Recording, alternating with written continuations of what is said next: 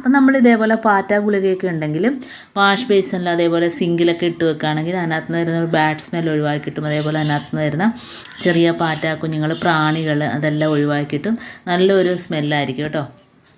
അപ്പോൾ ഇതേപോലെ സിങ്കിലും വാഷ് ബേസിനിലും ഓരോന്ന് ഇട്ട് കൊടുക്കുക. അടുത്ത ടിപ്പിലോട്ട് കിടക്കാം. അപ്പോൾ നമുക്ക് കർപ്പൂരം വെച്ചിട്ട് കാണിക്കുന്ന ടിപ്പാണ്. ഇപ്പോൾ എലിയെയും പല്ലിയെയും പാറ്റയും ഒക്കെ ഒന്നിച്ച് തുരത്താൻ പറ്റുന്ന സൂപ്പർ ടിപ്പാണിത്. അപ്പോൾ അതിനായിട്ട് നമുക്ക് ഇതേപോലെ നമ്മൾ കിച്ചണിലൊന്നും ഉപയോഗിക്കാത്തൊരു ടിന്നെടുക്കുക.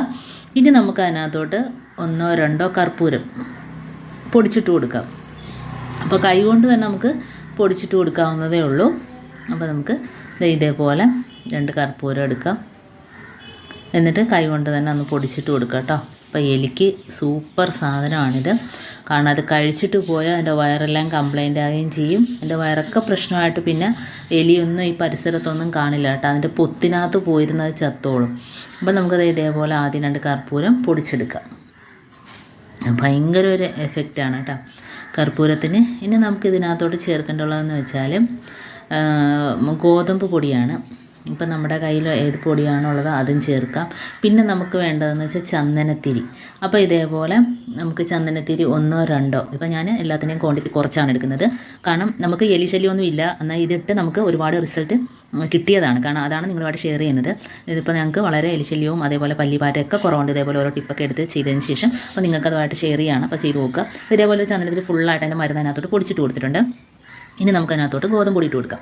1 ടേബിൾ സ്പൂൺ അളവിൽ ഗോതമ്പ് പൊടി ഇട്ട് കൊടുത്തിട്ടുണ്ട്. അപ്പോൾ എലിയുടെ ശല്യം പല്ലി പാറ്റയുടെയൊക്കെ ശല്യം അതനുസരിച്ച് നമുക്ക് ഇതിൻ്റെ അളവ് കൂട്ടാം കേട്ടോ. അപ്പോൾ നമുക്കിതൊന്ന് മിക്സ് ചെയ്തെടുക്കുന്നതിന് വേണ്ടിയിട്ട് കുറച്ച് വിനാഗിരി കൂടെ ഒഴിച്ച് കൊടുക്കാം. വെള്ളമൊന്നും ചേർക്കരുത്. ഇനി നമുക്ക് ഇതിനായിട്ട് മെയിനായിട്ട് വേണ്ടത് ഈത്തപ്പഴമാണ് കേട്ടോ. ഈത്തപ്പഴം ഇല്ലെങ്കിൽ നമുക്ക് ശർക്കരയോ തേങ്ങയോ എന്ത് വേണേലും എടുക്കാം. ഇതിപ്പോൾ ഞാനൊരു ഈത്തപ്പഴമാണ് എടുക്കുന്നത്. കാരണം അതിനകത്ത് ഒട്ടും വെള്ളം ചേരാതെ തന്നെ ഈത്തപ്പഴത്തിൻ്റെ ഒരു മാവിൽ നമുക്ക് ഫുള്ളായിട്ട് കുഴച്ചെടുക്കാനായിട്ട് പറ്റും. അപ്പോൾ ഈത്തപ്പഴം തന്നെ വേണമെന്നില്ല. നമുക്ക് ഈ ഒരു വിനാഗിരിയിൽ കുഴച്ചെടുത്തതിന് ശേഷം അതിനെ ആകർഷിക്കാൻ വേണ്ടിയിട്ട് അതിന് കുറച്ച് ശർക്കരയോ തേങ്ങയോ എന്താണെന്ന് വെച്ചാൽ ഇട്ട് കൊടുത്താൽ മതി കേട്ടോ. ഇതിപ്പം എൻ്റെ കയ്യിലൊരു ഈത്തപ്പഴം ഉള്ളതുകൊണ്ട് ഞാൻ കുരു കളഞ്ഞിട്ട് നമുക്ക് ഇതിൻ്റെ കൂടെ ഒന്ന് ചേർക്കാം.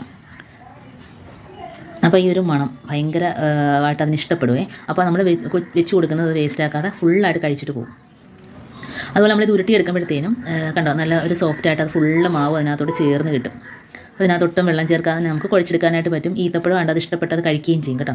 ഇതിപ്പോൾ ഇതേപോലെ ഒറ്റ ബോളാക്കി വെക്കരുത്. കാരണം എലി കഴിച്ചിട്ട് അതിൻ്റെ വേസ്റ്റ് ആക്കിയിട്ടിട്ട് പോകും. നമ്മളത് 4 ആക്കി എടുക്കാം കേട്ടോ. അതിൻ്റെ ബോളിൽ നിന്ന് ചെറിയ ചെറിയ ബോൾസ് ആക്കി എടുക്കാം.